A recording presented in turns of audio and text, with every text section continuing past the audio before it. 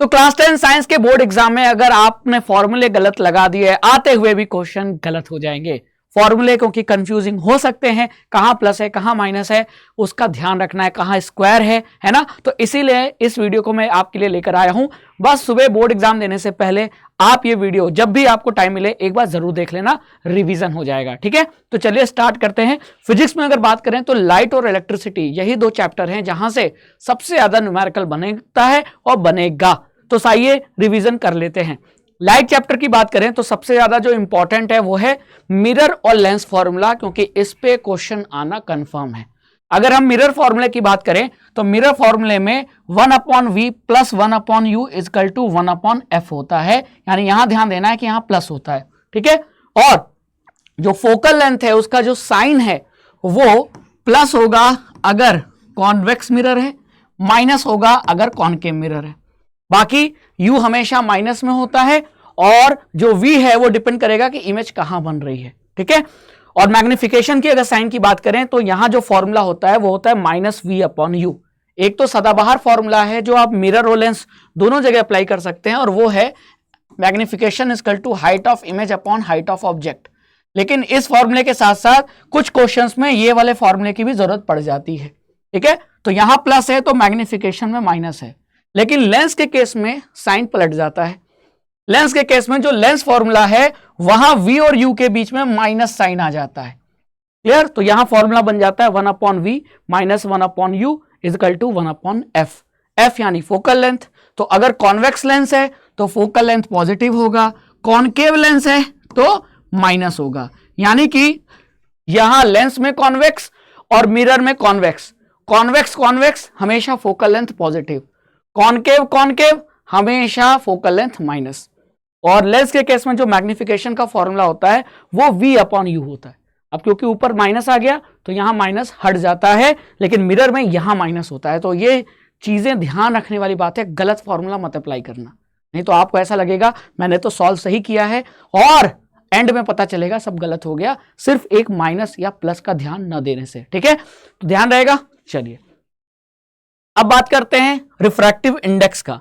तो refractive index पर total जितने भी फॉर्मूले हैं वो ये तीन ही टाइप के हैं, और जो भी क्वेश्चन बनेगा इन्हीं तीन में से कोई एक फॉर्मूले से आसानी से आप सॉल्व कर सकते हो।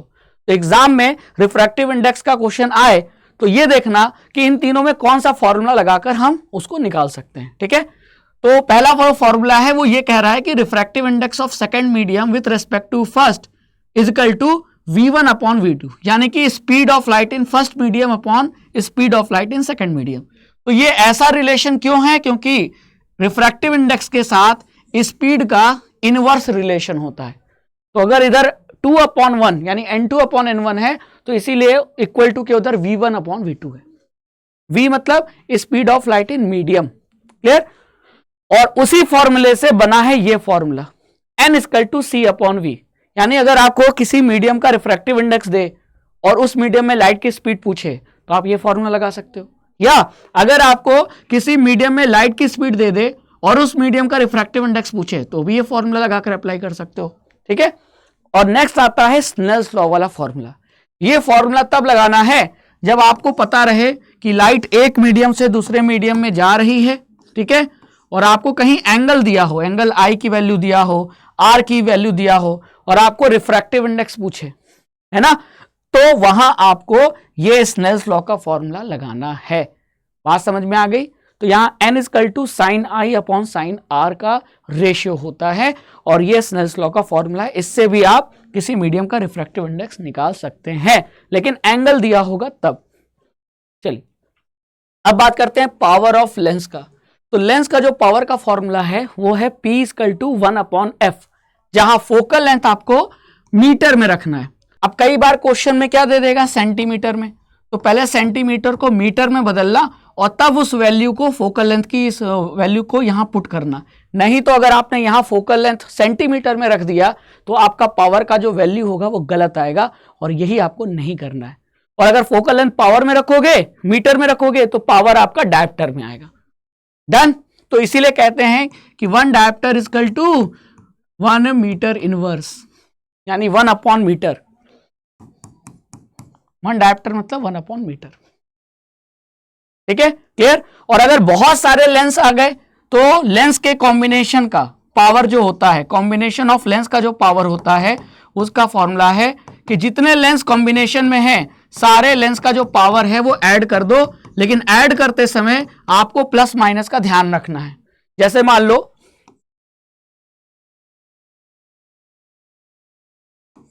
क्लियर, पहला कॉन्वेक्स लेंस है जिसका पावर +5 डायोप्टर है, दूसरा कॉन्केव लेंस है जिसका पावर -1 डायोप्टर है, और तीसरा जो है वो भी कॉन्वेक्स लेंस है जिसका पावर +2 डायोप्टर है। तो अगर मैं इसका कॉम्बिनेशन का पावर निकालूंगा तो मैं क्या करूंगा, +5 प्लस ये माइनस में है तो पावर का माइनस का ध्यान रखना पड़ेगा मुझे, ठीक है।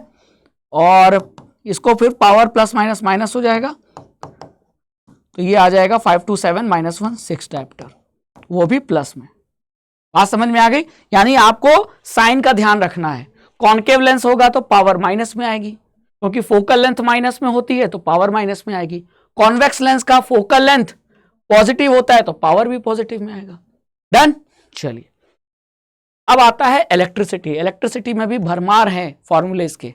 पहला जो फॉर्मूला आप पढ़ते हो करंट का वो होता है चार्ज अपॉन टाइम। जहां चार्ज को कूलम में रखना है, टाइम को सेकंड में रखना है, तो जो आपका चार्ज अपॉन टाइम का रेशियो आएगा वो हो जाएगा करंट, और करंट किस में निकलेगा, एम्पियर में। फिर अगर आपको नंबर ऑफ इलेक्ट्रॉन्स निकालना हो तो टोटल चार्ज अगर दिया हो या नंबर ऑफ इलेक्ट्रॉन्स निकालना हो तो आप ये फॉर्मूला लगा सकते हैं Q = NE, जहां E का मतलब है एक इलेक्ट्रॉन पे चार्ज। तो अगर एक इलेक्ट्रॉन पे चार्ज E है तो N नंबर ऑफ इलेक्ट्रॉन्स पे चार्ज कितना होगा, N × E, तो ये आपका निकल कर आ जाएगा टोटल चार्ज। ठीक है, तो ये जो Q है और ये जो Q है वो सेम है ना, ये Q सेम है, टोटल चार्ज हम बोल रहे हैं। फिर आता है V = W/Q। W/Q का मतलब कि अच्छा चार्ज यहां जो आएगा वो भी कुलम में आएगा, यहां भी चार्ज कुलम में है। SI यूनिट का ध्यान रखना है, और कभी भी फॉर्मूले के बाद जब आप वैल्यू कैलकुलेट करोगे तो जो फाइनल वैल्यू आई उसको यूनिट के साथ लिखना, नहीं तो आपको नंबर काटे जाएंगे, और बॉक्स में आंसर लिखना बहुत जरूरी है। फिर अगर आता है potential = work done upon charge, यानी चार्ज को एक पॉइंट से दूसरे पॉइंट ले जाने में आपने जितना वर्क किया, वर्क डन अपॉन चार्ज ही उन दोनों पॉइंट्स के बीच का पोटेंशियल डिफरेंस होता है। तो यहां V का मतलब क्या है, पोटेंशियल डिफरेंस वोल्ट में, W वर्क जूल में, और Q टोटल चार्ज कूलम में। ठीक है, फिर आता है ओम्स लॉ का फॉर्मूला। ओम्स लॉ का फॉर्मूला होता है V = I × R। अब यहां से मैं I को V/R भी कह सकता हूं, और I को V/R और R को V/I कह सकता हूं। ठीक है, तो ये दो फॉर्मूले और बन जाएंगे, लेकिन मेन यही फॉर्मूला है। और इस फॉर्मूले में R एक कांस्टेंट वैल्यू होती है, जिसको कैलकुलेट करने के लिए एक और फॉर्मूला है resistivity × length upon cross sectional area, और इस पे क्वेश्चन बहुत सारा आता है। तो ये दोनों फॉर्मूले एग्जाम के पॉइंट ऑफ व्यू से बहुत इंपॉर्टेंट है। ठीक है, फिर आता है रेजिस्टर्स को अगर हम कंबाइन कर रहे हैं तो कॉम्बिनेशन का जो इक्विवेलेंट रेजिस्टेंस है वो उसका फॉर्मूला। तो सीरीज में क्या करते हैं, डायरेक्टली ऐड कर देते हैं सभी का रेजिस्टेंस, R1 R2 R3 जितने भी हों सभी को डायरेक्टली ऐड कर दो। लेकिन पैरेलल में अगर इक्विवेलेंट निकालना है तो हमें 1/R यानी रेसिप्रोकल करके ऐड करना होता है। तो 1/R equivalent = 1/R1 + 1/R2 + 1/R3। ठीक है, तो ये फॉर्मूले से आपका कॉम्बिनेशन का इक्विवेलेंट रेजिस्टेंस निकल जाता है। लेकिन यहां ध्यान रखना होता है, कई बार ऐसा होता है कि आपने 1/R इक्विवेलेंट निकाला 3/4 और आपने आंसर लिख दिया 3/4। गलत है, क्योंकि ये 1/R इक्विवेलेंट की वैल्यू है। तो R इक्विवेलेंट की वैल्यू कितनी हो जाएगी, ये हो जाएगी 4/3। जब आपने इसको रेसिप्रोकल को ऐसे रिवर्स किया तो ये भी तो रिवर्स हो जाएगा, रेसिप्रोकल हो जाएगा। तो बच्चों इसको पलटना नहीं, लास्ट में पलटते नहीं है, पलटोगे नहीं तो पलट जाओगे। इसीलिए मैं कह रहा हूं लास्ट में आकर यहां रुकना नहीं है। ध्यान रखना कि ये आप अभी 1/R निकाल रहे हो, X और 1/X दोनों सेम कैसे हो सकता है, तो मैं आपसे R कह रहा हूं निकालने को, तो 1/R पर नहीं रुकना है, इसको रेसिप्रोकल कर देना। ठीक है, चलिए फिर आता है इलेक्ट्रिकल पावर का फॉर्मूला। इलेक्ट्रिकल पावर के 3 फॉर्मूले हैं, क्वेश्चन में कौन सा अप्लाई करना है देख लेना, क्वेश्चन में क्या डाटा दिया है उसके हिसाब से आपको अप्लाई करना होगा। पावर = वोल्टेज × करंट भी होता है, यहां पावर आपका किस में निकलेगा, वॉट में। ठीक है, एक फॉर्मूला और है कि अगर V के जगह मैं आई आर पुट कर दूं तो पावर का फॉर्मूला बन जाएगा आई स्क्वायर आर, ठीक है। फिर power equal to v square by r भी होता है, अगर मैं आई की जगह V अपॉन आर कर दूं तो ये फॉर्मूला बन जाएगा वी स्क्वायर बाई आर। इन तीनों में पावर जो है वो वॉट में है, पोटेंशियल वोल्ट में है, करंट एम्पियर में, रेजिस्टेंस ओम में। डन। चलिए फिर आता है जूल्स लॉ ऑफ हीटिंग का formula H equal to i square r t, जो ये कहता है कि जो हीट प्रोड्यूस हुआ वो करंट के स्क्वायर के डायरेक्टली प्रोपोर्शनल होता है, रेजिस्टेंस के डायरेक्टली प्रोपोर्शनल होता है और टाइम के डायरेक्टली प्रोपोर्शनल होता है। डन। अब लास्ट में आता है इलेक्ट्रिसिटी बिल कैलकुलेट करने का। कौन सा? इलेक्ट्रिसिटी बिल कैलकुलेट करने का। तो इलेक्ट्रिसिटी बिल कैलकुलेट करना है तो बिल कैलकुलेट करने के लिए पहले हमें यह पता होना चाहिए कि एक यूनिट मतलब कितना होता है। तो इलेक्ट्रिसिटी की कमर्शियल यूनिट जो होती है, commercial unit of electrical energy, वो होती है किलोवाट आवर। तो एक किलोवाट आवर को ही एक यूनिट कहते हैं, ठीक है, क्लियर। तो मैं टोटल नंबर ऑफ यूनिट को, टोटल नंबर ऑफ यूनिट, आपने जितनी यूनिट बिजली कंज्यूम की उसको पर यूनिट के कॉस्ट से मल्टीप्लाई कर दूं तो मेरा टोटल इलेक्ट्रिसिटी बिल आ जाएगा। हाँ सर आ जाएगा। तो बस ये फॉर्मूला आपको याद रखना है, टोटल इलेक्ट्रिसिटी बिल।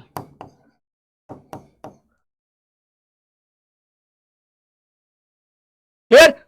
आपको जब भी कोई न्यूमेरिकल आएगा तो आपको ध्यान रखना, हो सकता है मैक्सिमम केस में यही होता है कि आपको टोटल यूनिट निकालना पड़ेगा और फिर टोटल यूनिट को पर यूनिट कॉस्ट से मल्टीप्लाई करना पड़ेगा, तब आपका टोटल इलेक्ट्रिसिटी बिल निकल कर आएगा। चाहे एक महीने का पूछे, चाहे एक हफ्ते का पूछे, चाहे एक दिन का पूछे। तो आपको क्या करना होगा, सबसे मेन काम यूनिट निकालना है। यूनिट कैसे निकालोगे? तो यूनिट का मतलब आपको किलोवाट यानी पावर को टाइम से मल्टीप्लाई करना है। ये क्या है? पावर है। और ये क्या है? टाइम है। तो क्या करना है? Power into time. लेकिन मल्टीप्लाई करते समय यह ध्यान रखना कि पावर यहां किलोवाट में है, ठीक है, और टाइम आवर में है। क्लियर। लेकिन यहां जो इलेक्ट्रिकल पावर का जो फॉर्मूला है, यहां जो पावर है वो किलोवाट में नहीं है, वो वॉट में है, क्योंकि पावर का एसआई यूनिट वॉट होता है। तो अगर बाकी जगह आप एसआई यूनिट पुट कर रहे हो तो पावर भी एसआई यूनिट में ही निकलेगी, दैट इज वॉट। लेकिन जब हम इलेक्ट्रिसिटी बिल कैलकुलेट कर रहे हैं तब जो पावर है वो किलोवाट में रहता है।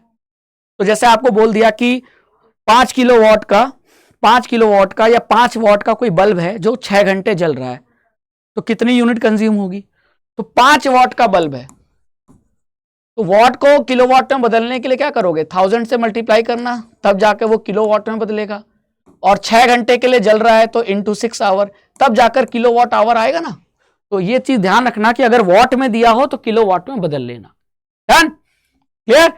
तो यहां हमारे सारे फॉर्मूले जो कि फिजिक्स के इंपॉर्टेंट हैं, जहां यूनिट क्या रखनी है, कहां कौन सा साइन है, वो मैंने आपको रिवाइज करा दिया। अब आप कॉन्फिडेंस के साथ बोर्ड एग्जाम में ये सारे फॉर्मूले यूज कर सकते हैं और डेफिनेटली देख लेना क्वेश्चन बनेगा ही बनेगा और फॉर्मूला आप सही करके आओगे, अब आपसे गलती नहीं होगी। तो thank you so much session देखने के लिए। All the best for your board exam.